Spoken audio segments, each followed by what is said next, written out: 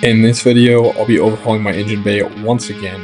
We ripped off the old turbo kit, installed the new one, and got our first start all in preparation for my favorite event, TX2 kit. So let's start things from the top. Well, this video was sort of inevitable. Working for a company that produces turbo kits and running a competitor, that is a no-no. I want everyone to get one good last look at this blue Precision Next Gen 6870. It's going bye-bye. And what are we doing? We're going bigger, we're going smaller. We're going big. We're going bigger. Later. Getting rid of the blue there, back there you can't really see it. No more blue Downstar kit. Got something exciting for that as well. But let's get into ripping this thing apart. Making a little bit of progress here. Catch can off. Something that I'm really excited for that no one ever really talks about is these silicone boots. I got one there, one there. The new kit doesn't have any. It's gonna be the Raptor kit, so won't have to deal with these boots anymore. Don't have to worry about any boost leaks or these popping off or anything like that. That was super, super annoying. And just like that, I believe only 2 hours in, the whole kit's off. So pretty simple. I've gotten pretty good at taking these cars apart and putting them back together. And just to give a comparison on the material difference as well, Dock race manifold, black market race manifold. Black market race manifold comes in 15.1 pounds. And what the Dock race comes in at? Oh my god, I actually did not realize how heavy this shit is. A whole 10 pounds heavier, this manifold, than this one. I knew that it was designed like really well and optimized, but I didn't know it was that much. 10 pounds difference for all you race car people. And not to mention, these are even larger runners than these. These are circular, these are matched to the exact head port, so better flow, better optimized. Oh yeah. For sure.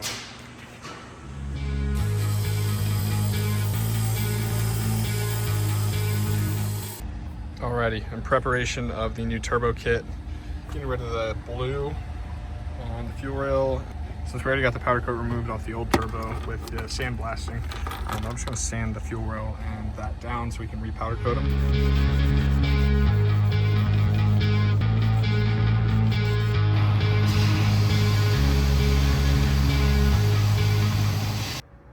Well, this is a new sight. I'm not sure if my car has ever been on a lift for any of the videos I've ever filmed. And here's the 6870 that came off the car. Was originally blue, got it repowder coated to this orange color. This is a Volkswagen Habanero orange, getting it sold to one of my buddies that has an orange M340. Charge pipe, upper, lower, and the turbo all in orange. Which means I'm taking one of these manifolds and throwing it right in there.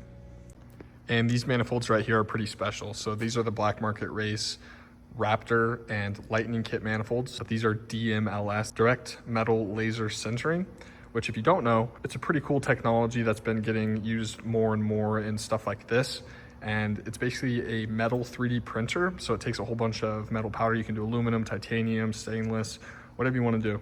And think of it kind of like a resin printer, if you know what that is. It goes layer by layer using the laser to solidify this. There have been huge advances in this field recently, and you can make a bunch of weird angles that you can't necessarily do with like traditional stainless piping, like Schedule 40 stuff. So this is the same wall thickness as the same manifolds that you guys would see from any other company, but it allows us to make the runners and wastegate priority way, way more efficient. And not to mention much, much lighter too. So you're dropping out almost 11 pounds just right there. Not to mention the Turbo Smart turbos are a little bit lighter as well. And for this kit, we're actually going to be going with a 7275. So this is my turbo right here on the mock-up motor. We're also going with Turbo Smart Hypergates, the 45 Hypergates. Got them in stealth black, so it's an all black wastegate right there. And this is a 7275 C frame. So it's a divided housing, like twin scroll turbo. There's actually only two of these that I know of right now. One of them's right here. The other one's on Jensen's M4. So super awesome from Turbo Smart to be doing that and sending those out for us.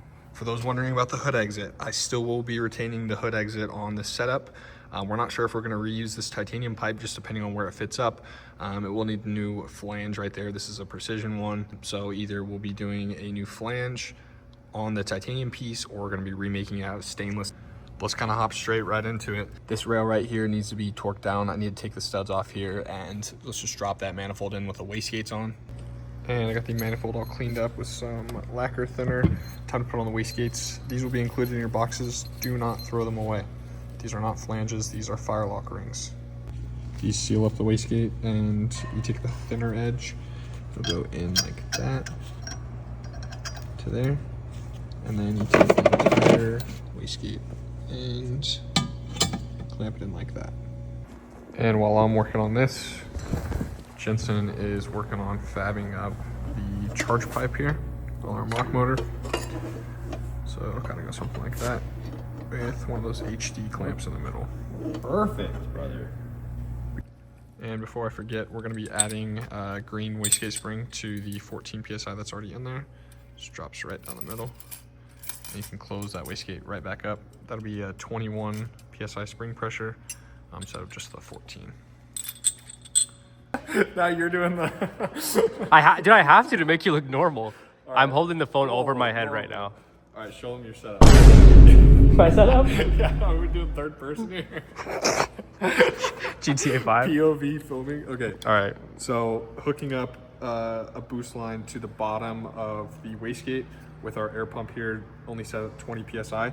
But when you squeezes it, it compresses that so you can actually seat the ring into the manifold and get that V-band to seal. Otherwise, you just be fighting the spring pressure on top of that. So this. Oh, yep. No, I can't. Yep, there we go.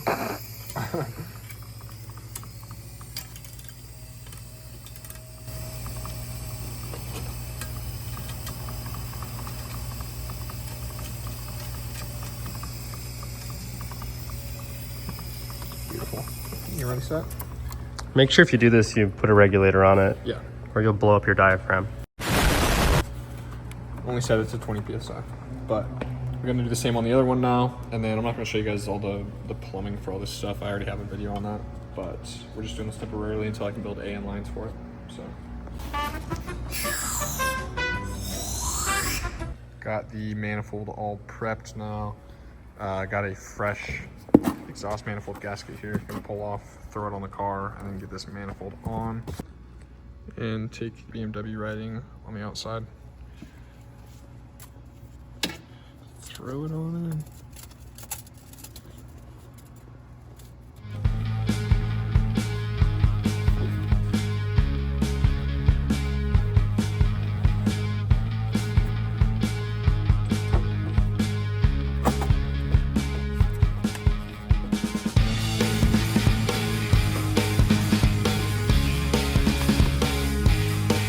And don't forget this bracket like we just did. Manifold is all torqued down. Go back and forth. 1, 2, 3, 4, 5, 6, 7. Torquing that sequence up to 16 Newton meters. Alrighty, just got all of my dump tube pieces cut out. Still kind of rough around the edges. Just gonna take them over to the belt sander over there, clean them up, deburr them, and then I'll get them over to Hunter, the welder.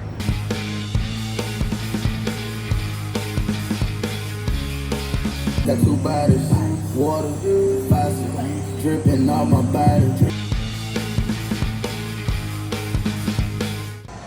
Alrighty, working on the new hood exit. We're going stainless this time, 3.5 inch still. Classy. So it'll be no more colorful engine bay. We're here for fucking business, people. So just kind of fabbing this up, kind of giving me a rough idea of where that's gonna land. We're gonna have to cut the hole a little bit bigger regardless, but Hunter's really good at breaking shit, so you can just break the rest of the hood. I'm destructive as fuck. Yeah, so just kind of getting a rough idea. We're doing a caveman style this time. No fancy 3D scanner, nothing like that. You know how they already have a hole in the hood? Yeah. It's easier to just hand fab it. So I can just make this line up with our exit, Yeah. throw my elbow on there and cut it. And it's Exactly. done. So this turbo looks fucking massive. My goodness, we're waiting on a 90-degree HD clamp from Turbo Smart. They make the straights and they also make the 90s and the C frame and the B frame. So we're waiting on a 90 degrees so we can fab up this charge pipe area. But yeah, that exit's gonna look so insane. Got the dump tubes all aligned in there. So got this one running all the way to this side. And the shorter dump tube will go right next to it. Both of them are getting tightened up right now with the 3/8. But yeah, just gonna give you an idea of how they're ran. It does kind of cross over right there, but that's for downpipe clearance. Obviously I won't be running a downpipe on this, but just keep all of the kits the same. We're just testing fitment on the Raptor kit, which is the one I'll be running. So that's kind of how the wastegate dump tubes are ran. And it looks like we are ready to actually throw on the turbo here. Got the engine hook, fuel rail, and compressor cover all taped up, ready to be powder coated. I don't think I've showed you guys the color yet. I probably won't until it's done, but just trust the process. This is gonna be so sick. On getting this turbo on, I'm gonna take the core out and get the hot side on. Got a turbo blanket coming from Funk Motorsports. That's gonna be super cool to cover this side, but I gotta take this core out so I can bolt up this hot side. Not gonna really go into detail about wiring up one of these Max solenoids, but I'll put the diagram that I made up on the screen. Going with a 3-port this time. Gonna test that out. I did 4-port on the last setup, going 3-port this setup. I'm doing the push it connects for right now. I'm gonna figure out what links I need and then I'll order all the AN stuff, but just to mock it all up, I'll go push it connect and it'll get me running so we can get some tuning going on it. But I got the Turbo Smart 3-port solenoid. So when I got this car on the lift, I was looking around and noticed a few things. Noticeably, that this rear ride height sensor is completely broken. Starting to wonder if that was the cause of some intermittent traction control issues that I was having. So I'm gonna replace this with the new piece. This is that piece right here. It's just that link arm. Okay, so kind of first attempt at this, we're going with a two-tone look here. So we're gonna do black Turbo Smart letters and then do the rest of the turbo in a different color. But the casting is coming through the powder coat, so it kind of looks bad.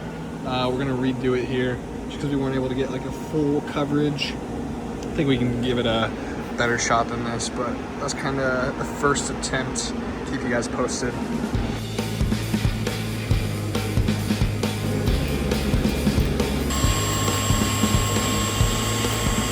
All right, and this is attempt number 2. We got it way better this time. Just had to mask it off a whole bunch more. It's just a lot less room for air. That looks way better.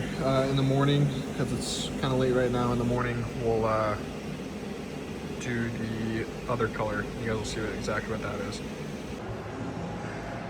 Cutting out the teardrop, just like that. Looks like a diesel truck right now, but you open it up. That's kind of switching up on the angle as well this time. Looks a little bit cooler, flows kind of differently than it was before. Look at that, and we'll chop it right there. Add the teardrop on top, and then we'll have like the 2 welds so you can see. So it should be pretty sick, but it's just his first attempt at lining it up. That's pretty dead on, if I do say so myself.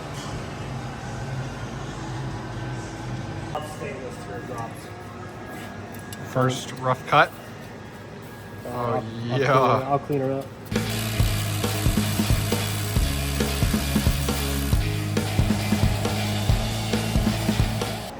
Got the stainless steel polished up a little bit.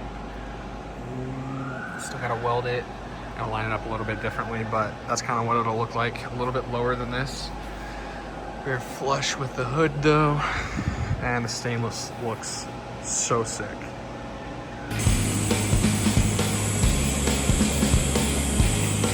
Also going to be adding one of these Turbo Smart oil pressure regulators. So it has a flow in and out. It'll just go in line of the oil feed. So I'll just be putting it right there. Just needed a female 4AN to 4AN to connect it. Turbo Smart does recommend that you run these for their turbos. It regulates the pressure that goes to them so it doesn't over oil it. It can start to push seals and stuff like that if you start to get super high oil pressure. But this will kind of solve that. So I'm gonna throw this in there as well.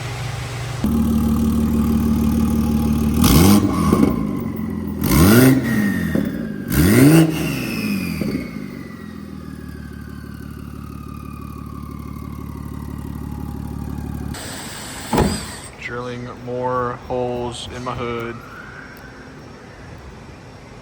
Nice. Looking bonks your hood, but she'll be alright.